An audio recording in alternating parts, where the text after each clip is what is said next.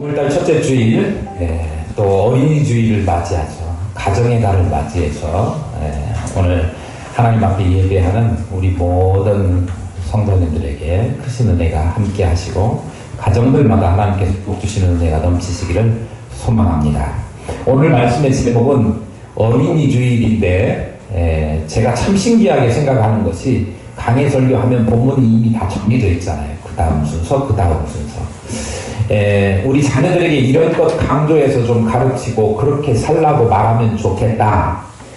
미간에다가 써서 붙이고 그걸 인생의 교훈처럼 잘 여기고 모토로 삼고 살았으면 좋겠다라고 생각되어지는 말씀들, 이런 것들은 좀 자녀들에게 가르치십시오 하고 싶은 말이 있었는데 그 말이 오늘 본문에 있어요. 그래서 오늘 어린이주일이라서 특별히 다른 본문을 할까 고민하다가 오늘 그냥 이 본문 우리 사무엘하 계속해서 강의하는 내용을 가지고 살펴보려고 합니다. 인생을 제대로 살아가는 법이라고 하는 제목으로 말씀드리려고 합니다. 우리가 어떤 대목을 지금 살펴보고 있느냐 그러면 다윗이 하나님 앞에 범죄했죠. 우리아의 아내를 범했고 그를 죽이고 이런 일을 하니까 하나님께서 그에게 징계를 내리시죠. 징계받는 도중에 아들 압살롬이 반역을 해가지고 이제 궁에서 쫓겨나서 도망가는 신세가 됐습니다. 그 압살롬은 헤브론에서 반역을 일으켜가지고 예루살렘으로 들어왔죠. 궁에 들어왔어요. 궁을 차지했죠. 그리고 그 자기 자리를 아버지를 몰아내고 자기가 왕이 되었는데 얼마나 초반에는 쿠데타 일으킨 초반에는 자기 자신도 일으켜서 쿠데타가 성공했다고 하더라도 불안하겠습니까? 그러니까 그 자리를 견고케 하려고 자기의 주변에서 거사 쿠데타에 가담했던 사람들에게 이제 꾀를 불어요. 사실은 아히도벨이라고 하는 사람이 다윗의 모사, 다윗에 있어서 비서실장과 같이 모든 일을 상의하고 또 의견도 제시하고 최측근이었던 사람이었는데 압살롬 아들이 반역하는데 거기 붙어가지고 이제는 압살롬의 모사, 압살롬의 비서실장이 되었단 말이에요. 아히도벨이 첫 번째 낸 꾀가 뭐였느냐 그러면 아버지 다윗의 후궁들을 범하십시오. 그대로 했어요. 그 다음에 또 두 번째 모사를 계책을 내놓은 것이 뭐였느냐 그러면 아직 다윗이 정신 못 차리고 있을 때 그 밤에 쫓아가가지고 다윗을 제거하면 다윗을 따라다니는 사람들, 다윗을 초종하는 무리들도 다윗 없어지면 힘 빠지니까 당연히 저절로 압살롬 편으로 다 돌아오게 될 겁니다. 그러니 나에게 아히도벨 나에게 12,000명의 군사를 붙여주십시오 해가지고 그 계략을 합시다 이렇게 내놨어요. 처음에는 압살롬과 그의 장로들이 다 좋다고 이야기했어요. 그런데 압살롬이 무슨 생각을 했느냐 그러면 이게 지금 내가 쿠데타를 일으켜가지고 성공하기는 했지만 완전하게 견고하게 제대로 성공하려고 하면 확실하게 성공했다, 내가 권력을 확실히 잡았다라고 하는 그런 지경에까지 가려고 하면 뭐든지 다 튼튼하게 확실하게 해주고 가야 되겠다 그런 생각이 들어서 아히도벨의 꾀를 쫓아가는 거 말고 다른 사람은 또 다른 더 좋은 생각을 가지고 있지 않겠는가라고 하는 생각을 하고 후세라고 하는 사람에게 물었지요. 후세가 그거 아히도벨의 꾀 그거 안 됩니다. 사실은 후세는요 압살롬 입장에서 보면 스파이고 다윗 입장에서 보면 저쪽 가서 정복해내갖고 다윗에게 알려줘서 다윗을 회복을 원하는 그런 사람이었지 않습니까? 다윗에게 시간을 벌어줄 목적으로 다윗 압살롬 편인 것처럼 궁에 들어가가지고 압살롬에게 꾀를 알려주고 뭐 이렇게 협력하는 것처럼 했었던 후세가 시간을 벌어주고 전 단에서부터 부엘세바까지 사람들을 다 모아가지고 그 이야기 들으니까요 압살롬이 무슨 생각했냐면 자기는 지금 쿠데타 일으켜갖고 조마조마하게 왕이라고 궁궐을 차지하고는 있지만 언제 무너질지도 모르는 입장인데 단에서부터 브엘세바까지. 우리는 단에서부터 브엘세바까지 하면은 그거 별로 감이 안 와닿지만 한라에서 백두까지 그런 이야기예요. 온 한반도 전체 그런 이야기거든요. 온 이스라엘 전체에 걸쳐서 사람들 모아가지고 다윗을 공격해서 다윗 박살내십시다, 뭐 이런 꾀를 내놨단 말이에요. 그러니까 아히도벨의 꾀가 훨씬 더 아히도벨의 꾀가 좋다고 생각했는데 후세 이야기를 듣고 보니까 자기를 더 자극하고 영웅심을 자극하고 자기가 이스라엘 정말 말 한마디로 좌지우지하는 권력자가 된 것처럼 그렇게 생각을 한 나머지 후세의 계략을 채택하게 돼요. 그러자 후세가 그날 밤에 그 이야기를, 물론 자기의 계략이 채택됐다고 하더라도 이 압살롬은 자꾸 바꾸잖아요. 아히도벨의 계략을 처음에 채택했다가 후세 자기 계획을 채택하고 오늘 밤에라도 당장에 또 마음을 바꿔가지고 아히도벨의 계획이 좋다 이렇게 해가지고 이야기하면 곤란하니까 빨리 그 소식을 전해가지고 누구에게? 다윗에게 전해서 지금 그 요단강 근처에서 건너가지 않고 지금 머물고 있으면서 궁의 소식을 기다리고 있는 다윗에게 이 이야기를 알려서 빨리 도피하도록 그렇게 하려고 합니다.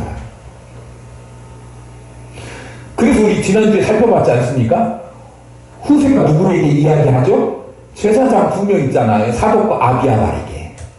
사독과 아비아달이 바로 다윗에게 이야기한 것이 아니라 사람들 눈을 피해서 전달해야 되기 때문에 작전을 했잖아요. 그거 전달하는 작전. 그 작전이 들통나지 않도록 하기 위해서 제사장의 집에 있는 여종에게 그 이야기를 전했고, 사람들 눈치 별로 볼 일 없이 들키지 않을 것, 안전한 것처럼 생각을 해서 여종에게 시켰는데, 그 여종이 사독과 아비아달 제사장의 두 아들들에게 그 이야기를 전하는 것을 압살롬에 속한 사람들이 바라보고 이상하게 생각해가지고 압살롬에게 이야기하잖아요. 그러니까 이게 이제 들통날 판이 됐죠. 도망가요. 그래가지고 한참 도망가가지고 바울임에 있는 그 어떤 집에 가잖아요. 그 집 마당에 있는 우물 속으로 쑥 숨어 들어가요. 근데 그 여자가 여기 있어요 하고 고자질한 게 아니라 그 도망온 그 두 아들을 숨겨주잖아요. 그러니까 그 중에 하나라도 조금만 삐끗했더라면 이 궁에 있는 사정을 다윗에게 제대로 전달하지 못해서 다윗 일행은 아마도 힘든 고비를 다 몰살당할 위험에 처해 있었을지도 모릅니다. 그런데 그런 일들을 겪으면서 다윗에게 소식이 다 전달이 됐고 다윗 일행은 새벽까지 그 일행들이 하나도 남지 않고 다 요단을 건너가가지고 도망을 가게 됩니다. 그래가지고 그들이 도망가서 이르는 곳이 어디냐 그러면 마하나임이라고 하는 곳이에요. 지도 한번 보여드릴게요. 예루살렘에서 동쪽으로 요단을 건너서 동쪽으로 지나서 저 빨간 줄로 쳐 있잖아요. 마하나임이라고 하는 곳에 피신을 하게 됩니다. 요단강에서부터 약 한 50km 정도 떨어져 있는 곳입니다.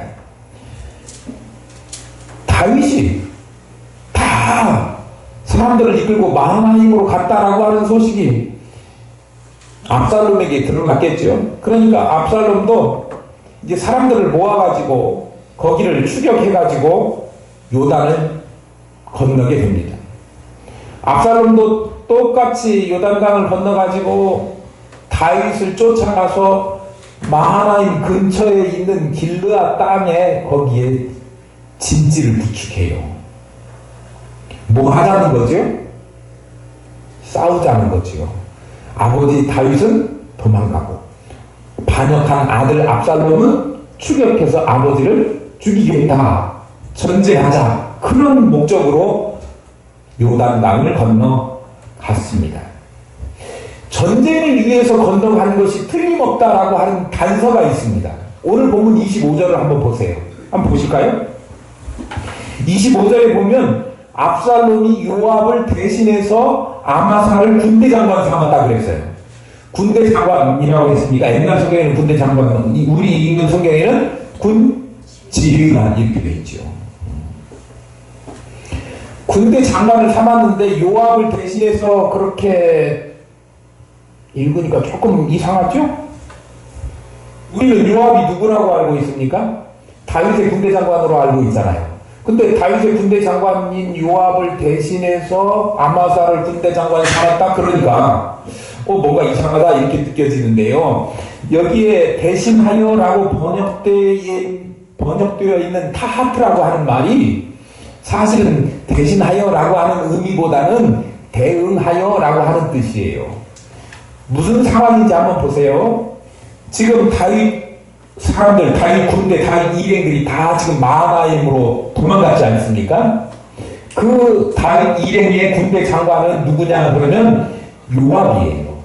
그런데 그 사람 추격해가지고 싸워서 전쟁하려고 지금 쫓아가는 압살롬의 군대 대장이 있어야 되는 거 아닙니까? 그걸 세운 사람이 그 군대 장관이 누구라고요? 아마사라고요. 그러니까 요압을 대신하여라고 번역됐는데 한국말로 옮기는 과정에서 우리가 헷갈리게끔 오해가 될 만한 단어를 썼어요. 사실은 이거를 뭐라고 바꾸는 게 좋아요? 대응하여 이렇게. 저쪽은 요압이 군대 장관이고 이쪽은 아마사가 군대 장관이에요. 그래가지고 뭐 하겠다는 거예요 지금? 싸우겠다는 거죠. 전쟁하려고 요단강을 건너간 거예요.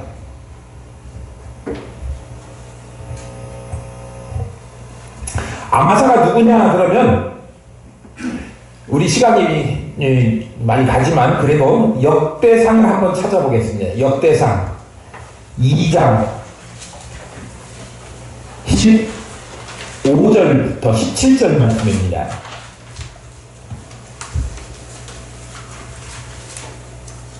자, 15절 찾으셨죠? 예. 저 12절에 보면 이새가 이 자녀들을 쭉 낳았는데 맏아들이 엘리압이고 어쩌고 이렇게 나오면서 7째로 다윗을 낳았고 16절에 보면 그들의 자매는 스루야와 아비가일이라. 스루야의 아들은 아비새와 요압과 아사엘 사명되요. 아비가일은 아마사를 낳았으니 아마사의 아버지는 이스마엘 사람 예델이었더라. 이렇게 나왔죠.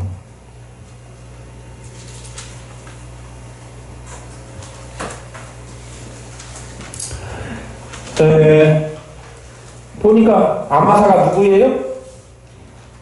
아비가엘의 아들인데 아비가엘은 누구예요?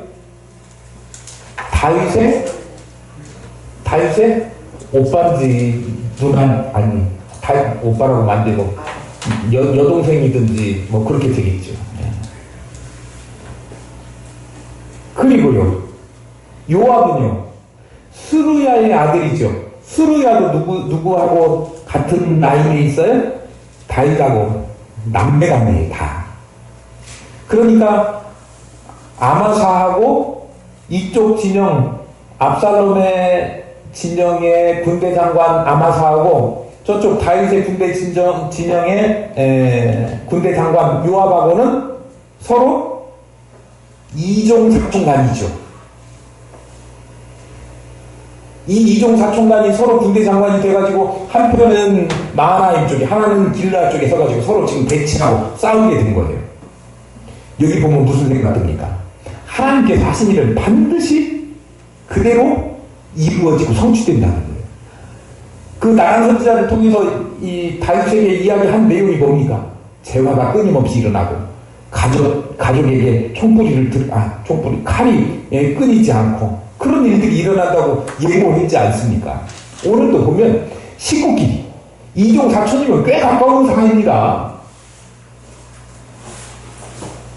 식구끼리 그런 일어나게 되었다고 하는 것입니다. 어찌됐건 아마사가 압살롬의 군 지휘관이 되고 압살롬의 군사들은 다윗이 머물고 있는 마하나임 가까이에 길르앗의 진을 치게 되었습니다. 이제 다윗과 다윗의 아들 압살롬 간의 전쟁이 벌어질 판입니다. 그 때문에 전쟁을 하려고 요단을 건넌 것입니다. 24절 다시 한번 보시겠습니다. 이기에 다윗은 마하나임에 이르고 압살롬은 온 이스라엘 사람과 함께 요단을 건너니라. 예.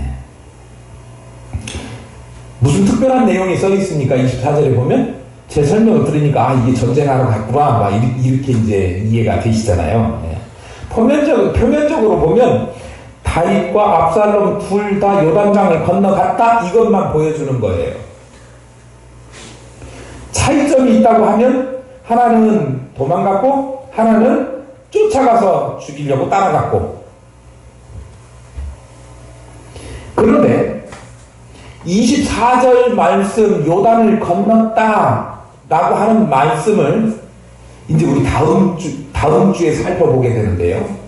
18장 말씀하고 연결해서 살펴보면 18장에 어떤 내용이 나오느냐 그러면 이 둘이 마하나임 길르앗에 서로 대치하고 있던 이들이 에브라임 숲풀에서 서로 이제 충돌이 일어나게 되죠. 전투를 목숨을 건 생사를 건 전투를 벌이게 됩니다. 이 전쟁은요 압살롬에게 있어서도 대단히 중요한 전쟁이 될 것이고 다윗에게 있어서도 매우 중요한 전쟁이 될 것입니다. 어느 한쪽이라도 전쟁에서 패하면 끝입니다. 그만큼 이 전쟁은 치열할 수밖에 없었을 것인데 나중에 뒤에 18장 후반부쯤 가보면 결론이 어떻게 나느냐 그러면 압살롬은 죽고 다윗은 그 전쟁에서 이겨서 왕권을 회복하게 됩니다. 다윗의 승리로 끝나요. 압살롬은 비극적인 최후를 맞이하게 됩니다. 다윗은 이거 전쟁 때문에 다시 왕권을 회복하고 궁으로 돌아갈 수 있게 돼요. 똑같이 요단강을 건너갔지만 그 결과는 너무나 다르게 나타났습니다. 전혀 다른 결과가 나왔어요. 우리가 보통 요단강 건너가 만나리 그러면서 요단강 이렇게 이야기할 때 요단은 뭘 이야기하느냐 그러면 인생 다 살고 죽으면 그런 이야기로 요단강 건너간다 그런 이야기 많이 하지 않습니까? 요단이라고 하는 것은 우리가 뭘로 상징할 수 있느냐 그러면 우리가 사람이라면 누구나 거쳐갈 수밖에 없는 인생의 길을 요단이라고 이야기할 수 있어요. 사람마다 이 요단강을 건너는 목적, 이유 이런 것들은 다를 겁니다. 어떤 사람들은 인생 뭐 있어 즐기다 가야지 노세 젊어서 노세 즐거운 게 최고야 편안한 게 최고야 쾌락을 추구하기 위해서 인생을 살아가는 사람들이 있습니다. 또 어떤 사람들은 요단을 건너갈 때 나는 죽기 살기로 많이 모아야 돼. 지난주에 유산을 상속받아가지고 세금을 12조인가 13조인가 낸다고 하는 그런 부자도 있더라고요. 네. 나는 13조가 얼만큼인지 잘 모르겠어요. 저 사람 돈 많은 거 보니까 나도 인생의 목표 오늘부터 정했어. 돈 많이 모을 거야. 인생의 목표가 돈이에요. 오직 돈에만 다 꽂혀 있어요. 다른 거 눈에 들어오지 않아요. 그런가 하면 어떤 사람들은 돈 이런 것도 별반 중요하지 않아. 물론 돈 있는 사람들이 명예를 추구하죠. 권력이나 명예를 잡아보겠다라고 인생의 목표를 정하는 사람들 있습니다. 그래서 인생의 요단강을 건너가지요. 세상 사람들이 그런데 재물에 또 명예에 또 쾌락에 관심을 가지고 요단강을 건너가는 반면에 우리 성도들은 어떠냐 그러면 우리 성도들의 인생의 목적은 뭡니까? 예. 대답을 하시라요. 하나님의 영광을 위해서. 하나님의 영광을 목적으로 삼아 인생의 요단강을 건너가는 거예요. 그런데 중요한 사실은 뭐냐 그러면 인생의 요단강을 건너가는 것이 어떤 사람에게 있어서는 생명의 길이 되는 반면에 다윗처럼 어떤 사람에게 있어서는 그것이 멸망의 길, 압살롬처럼 그렇게 될 수도 있다고 하는 것입니다. 모든 사람이 인생의 요단강을 건너가지만 다윗과 압살롬이 각각 생명과 멸망에 이른 것처럼 우리도 그렇게 어느 한쪽에 속하게 될 것입니다. 그 살아가는 과정 중에는 큰 차이를 발견하기는 어렵습니다. 어차피 다 한 인생을 살아가는 과정 중에 있기 때문에 차이를 발견하기가 그다지 용이하지가 않아요. 그런데 결과는요, 너무나 큰 차이가 벌어지게 된다고 하는 거예요. 인생의 요단강을 건너간 후에는 전혀 다른 상태에 이르게 된다고 하는 것입니다. 어떤 사람은 생명에 이르고 어떤 사람은 멸망에 이르게 된다. 뭘로 그 차이가 결정되는 것 같습니까? 어떻게 살아가느냐 이겁니다. 다윗은 요단 선판에 있을 때 비록 일시적으로나마 하나님 앞에 범죄했지 않습니까?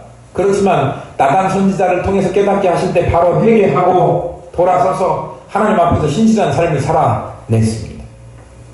그러니까 그를 흠은 있지만 그래도 다시 돌아와서 하나님 앞에 충성하고 신실하게 살았기 때문에 우리가 존경하고, 이스라엘 사람들 다윗 하면 엄청난 존경을 지금까지도 하고 있지 않습니까?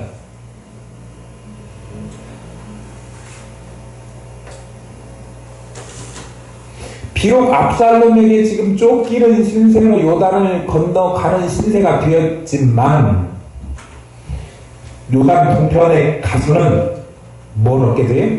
생명을 얻게 되었습니다.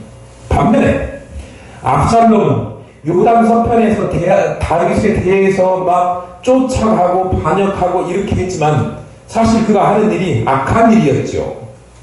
악하게, 얼마나 악했냐면 일반 사람들도 하지 않는 일, 뭐예요? 아버지의 후궁들을 범하는 나쁜 짓을 저질렀지 않았습니까? 그 결과 비록 다윗을 추격하는 추격자 입장에서 요단강을 건너갔지만 그 결과는 뭐가 되느냐 그러면 결국 죽게, 처참하게 비참하게 죽게 되는 최후를 맞이하게 되었다고 하는 거예요. 멸망에 이르고 말았습니다.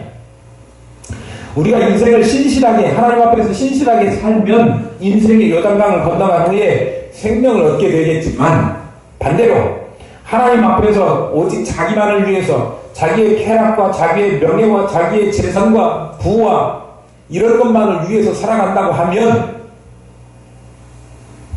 그리고 인생을 악하게 살아간다고 하면 요단강을 건넌 후에 멸망에 이르게 될 것입니다. 우리가 이 세상에서 살면서 인생의 마침과 동시에 모든 것이 다 끝난다 그러면 그냥 한 세상이니까 막 살아도 되겠지요. 근데 그건 끝이 아니거든요. 세상에서의 인생을 마감하면 반드시 하나님의 심판을 받게 되어 있습니다. 그리고 그 하나님의 심판은 우리가 이 세상에서 어떠한 인생을 살았느냐에 따라서 결정되었습니다. 그 결과가 다르게 나타나요. 그러니까 하나님의 영광, 그의 나라를 위해서 산 사람하고 자기만 알고 자기의 욕심을 위해서 하나님도 배반하고 악을 추구하고 죄를 저지르다가 그렇게 산 사람에게는 결과적으로 어떤 것이 주어질지는 불을 보듯 뻔하게 될 것입니다. 그러니까 요단강 우리도 건널 것 아닙니까? 요단강 안 건너실 분 한번 손 들어보세요. 요단강 다 건널 겁니다. 누가 먼저 가느냐 늦게 가느냐 차이는 있겠지만 우리 모두 다 건너갈 겁니다. 저도 예외는 아니지요. 영원한 생명을 얻는 저와 여러분 될 수 있기를 소망합니다. 인생을 사는 목적을 바르게 해야 돼요. 인생이 끝난 다음에 요단강을 건너가서 영원한 생명을 얻기 위해서 어떻게 살아야 되느냐 그러면 바르게 살아요. 목적을 바르게 정하고 선하게.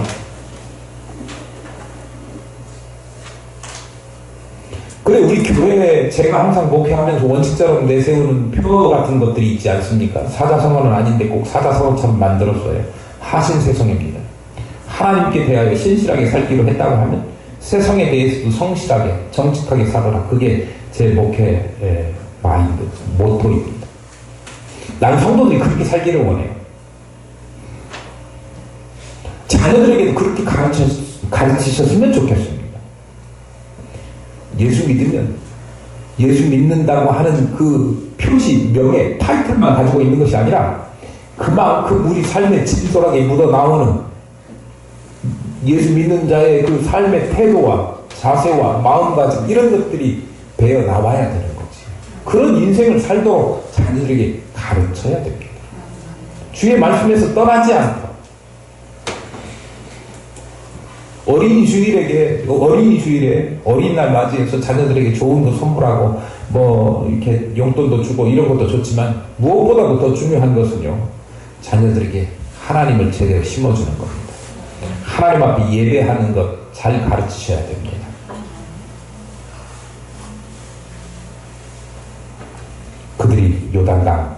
그들도 요단강을 건너갈 건데 그들이 뭘 얻지 않고 멸망을 얻지 않고 생명을 얻을 수 있도록, 그거보다 더 중요한 건 없습니다.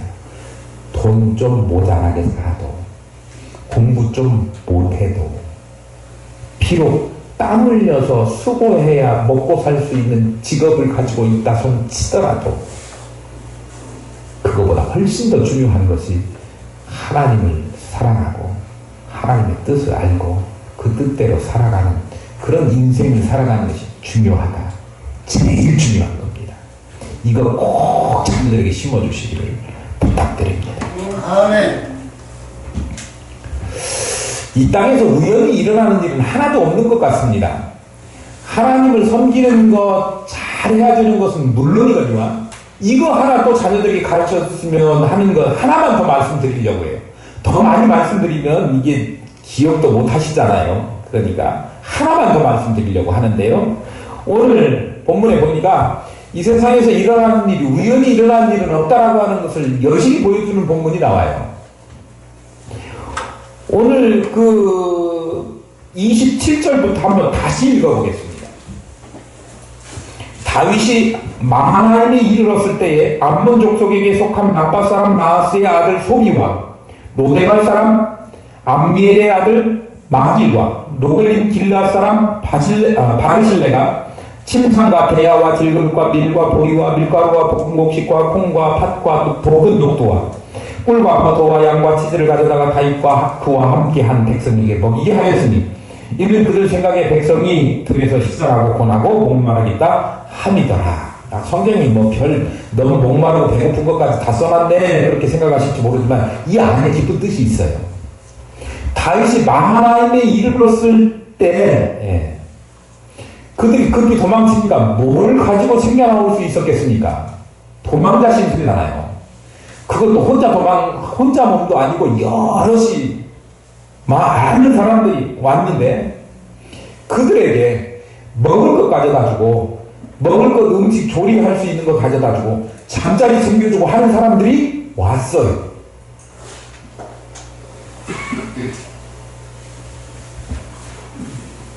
제가 세상사 그냥 인간사 그냥 되어지는 일이 없고 다 우연히 일어나는 일이 없고 뭔가 원인이 있었으니까 이루어지는 일이다라고 말씀드렸습니다.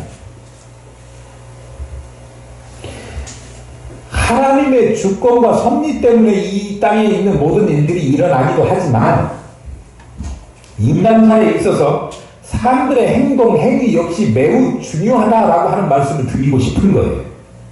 평소에 어떻게 생활하고 행동하느냐에 따라서 나중에 자신도 그 상황들이 달라질 수 있다라고 하는 것을 본문이 보여줍니다. 다윗이 마하나임에 이르렀을 때 암몬에게 속한 사람 소비라고 하는 사람이 그에게 왔습니다. 지도 한번 보여드릴게요. 두 번째 지도입니다. 마하나임에 왔을 때 나빠라고 하는 곳이 보이시지요? 예. 나빠라고 하는 곳에 소비라고 하는 사람이 있었습니다. 그 사람은 누구냐 그러면 소비라고 하는 사람은 나하스 암몬 사람들이 이 나빠성을 쳐들어왔을 때 다윗이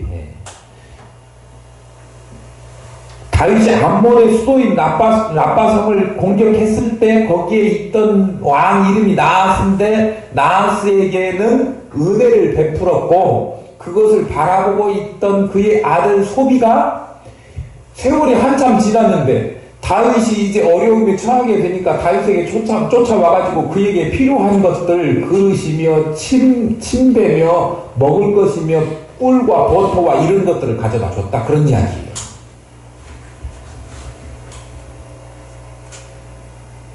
그 다음에 로데발 사람 암미엘의 아들 마길이라고 하는 사람이 있는데 이 마길은요 우리 9장 가까우니까 한번 찾아보세요. 사무엘하 9장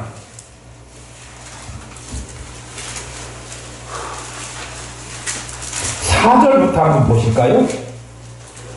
자, 우리 오늘 본문에서 읽은 이론하고 좀 비슷한 사람이 나오는 거 한번 유심히 한번 보십시오. 왕이 그에게 이르되 그가 어디 있느냐 하니 시바가 왕께 아뢰되 로드발 암미엘의 아들 마길의 집에 있나이다 하니라. 다윗 왕이 사람을 보내 로드발 암미엘의 아들 마길의 집에서 그를 데려오니 사울의 손자 요나단의 아들 무비보셋이 다윗에게 나와 그 앞에 엎드려 절하매 다윗이 이르되 무비보셋이여 하니 그가 이르기를 보소서 당신의 종이니이다. 그 앞에서 다윗 앞에서 떨고 있는데 다윗이 이 무비보셋 요나단의 아들 무비보셋이죠. 다 절뚝발이에요. 그런데 사실 이게 다윗의 핏줄이 흐르는 존재이기 때문에 다윗 입장에서 사울의 핏줄이 흐르는 존재이기 때문에 다윗 입장에서 보면 제거 대상이에요.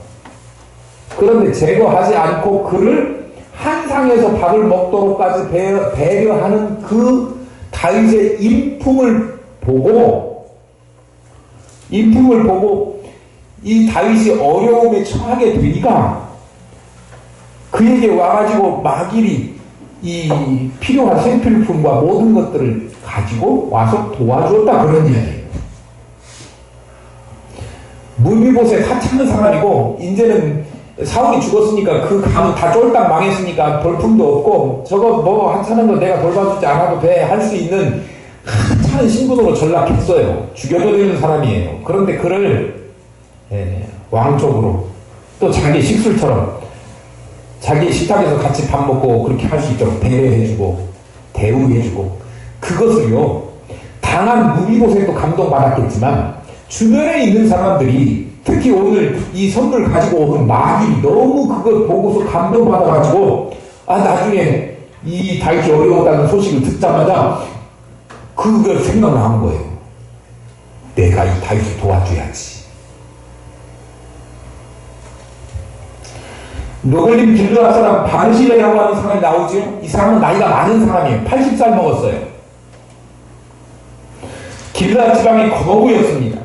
그런데 그가 다윗의 전성기에 다윗이 아람족을 물리쳐 주었을 때 그래서 물리쳐 주었기 때문에 안정적으로 자기가 하고 있는 목축업을 계속해서 잘하고 그래서 거부가 되었기 때문에 그 은혜를 입은 사람이에요. 혜택을 받은 사람이죠. 그러니까 그런 바르실레가 그런 은혜에 감사해가지고 지금 어디에서? 노글림 사람이라고 했잖아요. 노글림 땅에서부터 어디까지? 마하나임까지. 거리 보세요. 상당히. 예루살렘에서부터 마하나임까지 거리가 50km쯤 된다고 그랬죠. 그러면 라빠까지 또 로데발까지 그 거리들을 한번 보세요. 꽤 먼 거리입니다. 아무리 훌륭하고 착하고 뭐 보고 싶은 사람이 왔다고 그래도 이웃 동네 왔다고 그래도 이웃 동네까지 찾아가기도 사실 큰 맘 먹어야 찾아가지 않습니까?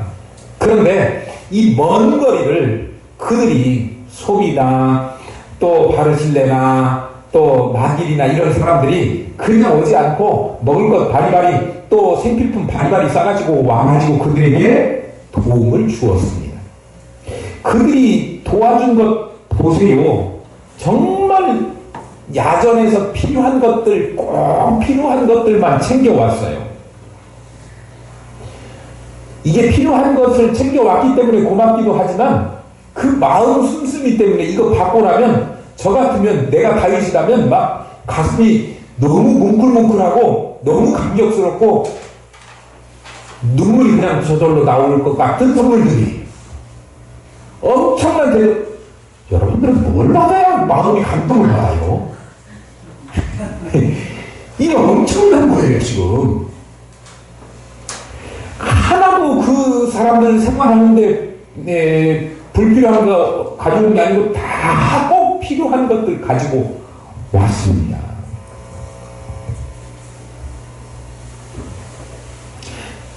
그것도요, 나중에 우리 뒤에 19장 32절쯤 넘어가서 보면 바르실레가 이 다윗 일행들 돌봤는데 다윗만 돌본 것이 아니라 다윗 온 그 따라온 식솔들 다 먹을 수 있을 만큼 풍성한 것들을 가지고 와서 대접했고, 딱 하루만 대접한 것이 아니라 그가 다윗이 머무르는 동안, 마하나임에 머무르는 동안 계속해서 그들이 이 생계를 책임져줬다, 그런 내용이 나오는 거예요.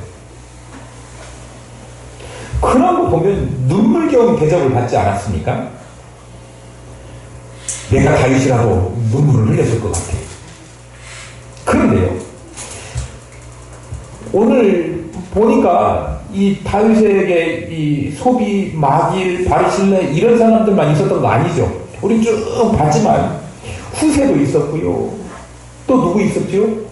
사뭇과 아비아달 제사장도 있었지요. 여종도 있었지요. 하여튼 다윗 주변에 있는 사람들이 다 다윗을 위해서 일하는 사람들이었어요. 좋은 사람들 하나님께서 보내주시고 붙여주셨지요.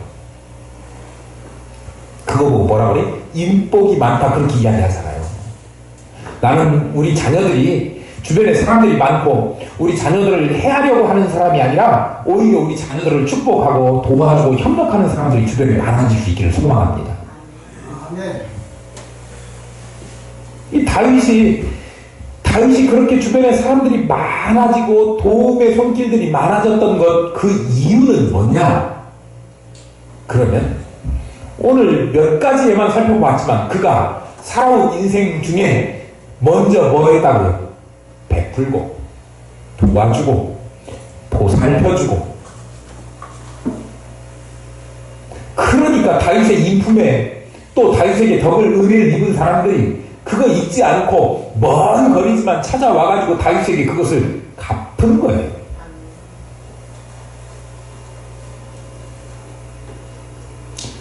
제가 예전에 목회하다가 잠깐 어려웠던 시절이 있었습니다. 목회를 잠깐 쉬는 시간이 있었어요. 어디 교회도 부임하지 못하고 그런 시간이 있었습니다. 주변에 살고 있던 분이셨어요. 교회도 나오지도 않는 분인데 저한테 관심을, 저는 그분이 날 쳐다보고 있구나 생각도 못했는데 그분이 말도 안 나오는데 제가 딱 한 사정인 것을 알고, 제가 그도 있는 동안에 뭐 대단한 건 아니지만 하여튼 우리 먹으라고 제가 비빔밥 좋아하는 줄 알고 열무도 뜯어오면 열무도 갖다 주시고 또 상치도 뜯어오면 상치도 갖다 주시고. 그게요, 상치, 열무 이게 큰 것이 아니고 마음이 너무 따뜻했습니다.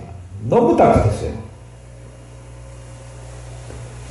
지난 설이죠? 지난 설에 10년이 됐더라고요. 10년 만에 찾아갔습니다. 많이 늙으셨더라고요. 남편은 돌아가시고. 근데 10년 만에 찾아갔고 갔더니 내가 옛날에 그 목사님이고 그랬더니 너무 반가워 하시는 거예요. 제가 제일 큰 사과, 엄청 큰 사과 사고 뭐 이것저것 챙겨가지고 가지고 갔어요. 10년 만에. 은혜 받으면요 그거 마음에 새기게 되고요, 너무 감사한 마음이 있는 거예요. 그랬더니 그분도요 그 사과가 멋이라고 그거 받고 막 눈물을 흘리고 아들같이 저를 안아주시고 자기 참기름 짜왔다고 막 참기름 있는 떡가리며 바리바리 싸주셔가지고 꼭 여자들 그 친정 갔다 오는 것처럼 그렇게 싸가지고 주러 갔다가 더 많이 받아갖고 왔습니다. 내가 베푼 이야기가 아니고 내가 받은 이야기예요. 예. 그랬더니 저도 그런 마음이 생긴다 그런 얘기예요. 우리 사람은 혼자 사는 세상이 아니지 않습니까? 다른 사람 배려하고 다른 사람 위로하고 내가 무슨 말을 하면 다른 사람들이 어떤 위로를 받을까? 그런 거 고민해서 살아요. 다른 사람 속 찔러주는 이야기만 고민해서 그 무슨 말 할까 생각하지 말고요. 우리 인생을 그렇게 살아요. 왜냐면요, 우리가 사는 것 그대로 자녀들이 흉내내요. 자녀들은요, 부모님의 거울이라고 했고요. 자녀들은 제일 부모님 흉내 잘 내는 이미테이터라고 했어요. 그러니까 부모가 그런 마음으로 살고 베풀고 살고 자녀에게 본을 보여주면요, 자녀들도 그렇게 살고요. 그게 자녀들이 베푸는 것으로만 끝나는 것이 아니라 인생 살다 보면 항상 베풀 수만 있는 거 아니지 않습니까? 도움을 받아야 될 때도 많아요. 그럴 때 아무도 도와주지 않고 골방에서 혼자 외롭게 있어도 누가 찾아오는 이 없는 그런 삶을 산다고 하면 얼마나 불행하겠어요. 그런데 아무리 내가 불행한 처지가 됐다고 해도 찾아와서 위로해주고 만나주고 뭘 좀 주고 이 마음을 전해주는 그런 사람들이 많다고 하면 그거는 인생이 결코 외롭지 않은 거고 결코 가난하지 않은 거예요. 그러니까 우리 그렇게 사셔야 됩니다. 많아서 그러는 게 아니에요. 없어도 보내는 거예요. 내 쌀독에 있는 거 다 퍼내고 내 집안에 있는 거 다 나눠주어도 그게 우리 집이 가난해서 내가 먹을 거 없을 것 같아도 그래도요, 채워주시고 넘치도록 하나님께서 부어주시는 것을 전 경험하고 삽니다. 너무 감사해요. 오늘 다윗도 그 경험을 지금 하고 있잖아요. 그런데 그것이 원인 없이 되어진 것이 아니라 다윗이 평소에 그렇게 베풀고 덕을 쌓고 나누고 했기 때문에 되어지는 거라고요.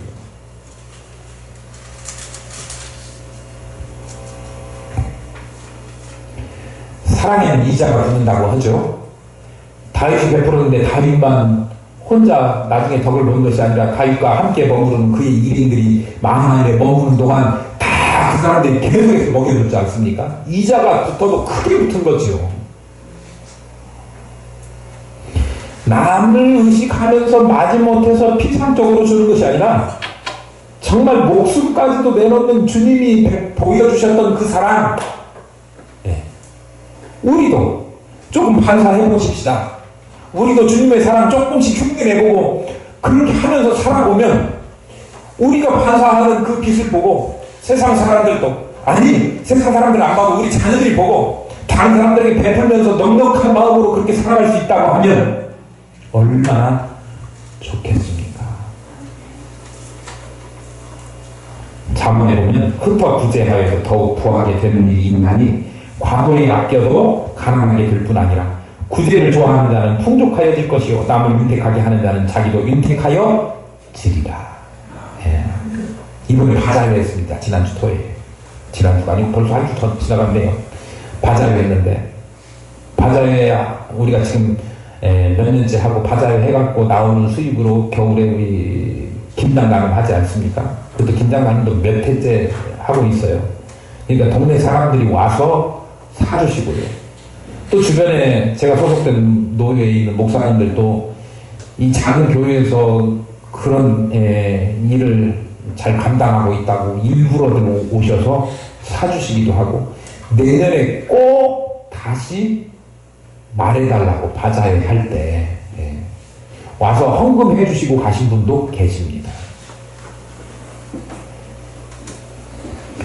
동네에 우리 교회에 안 오셨던 분이신데도 이웃교회 다니시는 권사님이신데 그 노후를 이끌고 오셔가지고 우리 교회가 정말 선한 일을 한다고 와서 우리 교회도 그런 거 했으면 좋겠다고 이야기하시면서 우리 교회가 헌금하고 가셨어요.